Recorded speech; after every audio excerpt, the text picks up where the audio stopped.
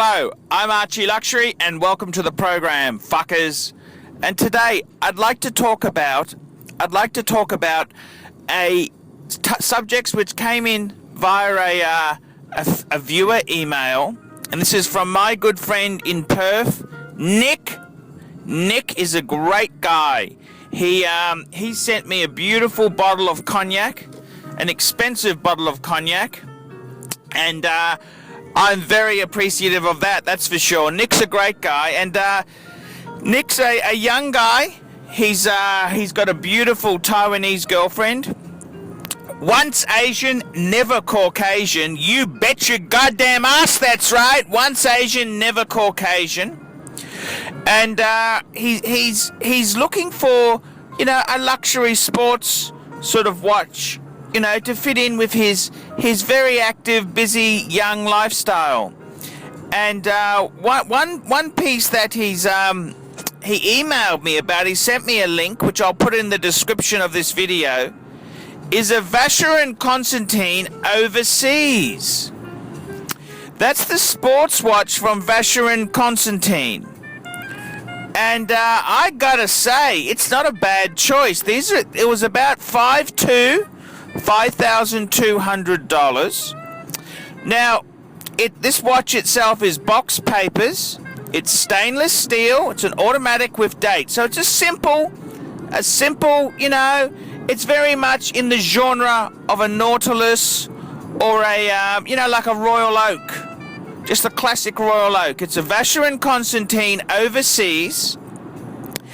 And he's asked for my opinion on it. So it's under $6,000. And I've got to say, Nick, fuck!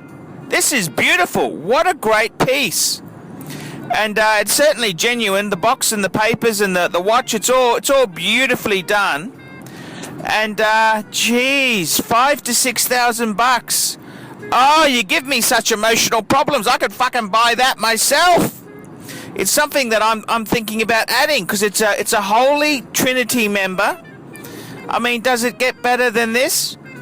And I gotta say, I said to Nick asked my opinion, and I said, look, the only downside on this piece, it's 37 mil, which some people, now I'm not saying this is fact, but some people would say it's a wee bit small for a sports watch. I mean, I think 37 mils for a dress watch is fantastic.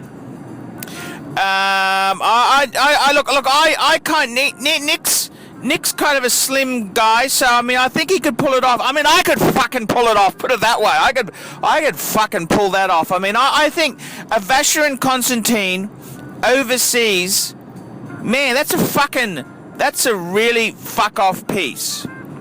And I mean, it's a bit of an acquired taste. The Vacheron sports watches there. Look, it's probably not as beautiful as a Nautilus or an Aquanaut from Patek. It's I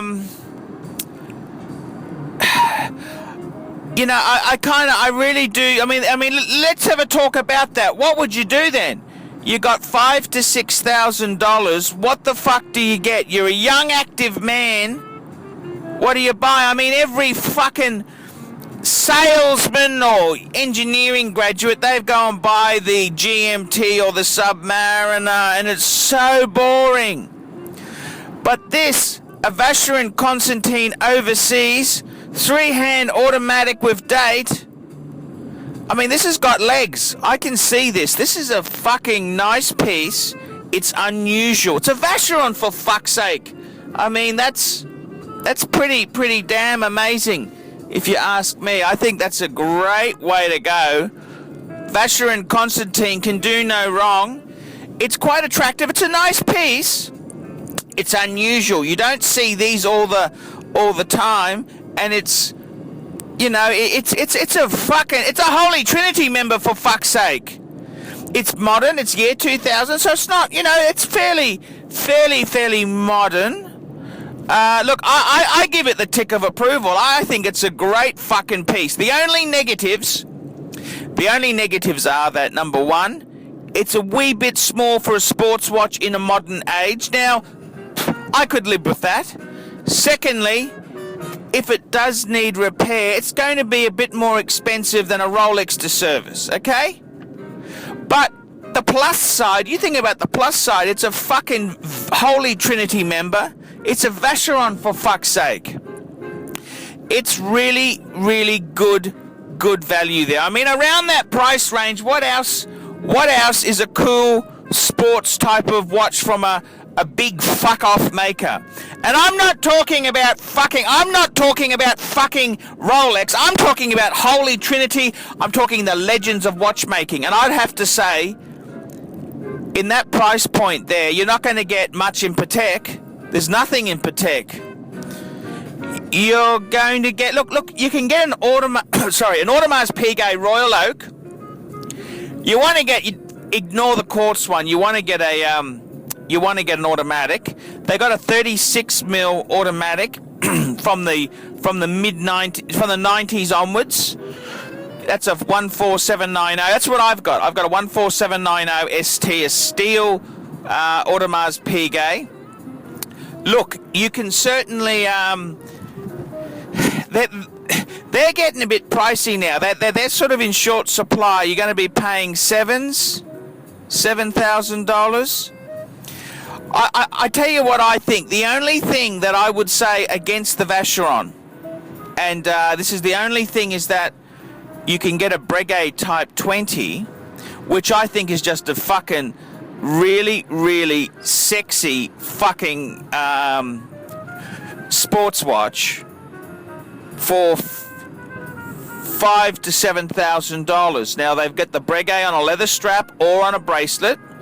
The bracelet one's a bit more expensive, but I mean, that's the only other thing which comes in Cooey of fantastic value, a fuck off name. The Breguet, I think, is a bit. My own opinion is I love the Vacheron overseas, but I think the Breguet's just styling wise just nudges it a bit. But I mean, Breguet is not as strong a brand as Vacheron. Vacheron is the ultimate in fuck off status, and I agree. I invented the fucking rules, and I gotta say, I'm just so pleased that Nick is looking at something outside the square. I mean, so many fucking boring fuckers. They're looking at Planet Oceans, they're looking at Omega Seamasters, they're looking at Omegas, Rolex GMT, Rolex Submariner, Rolex this, Rolex...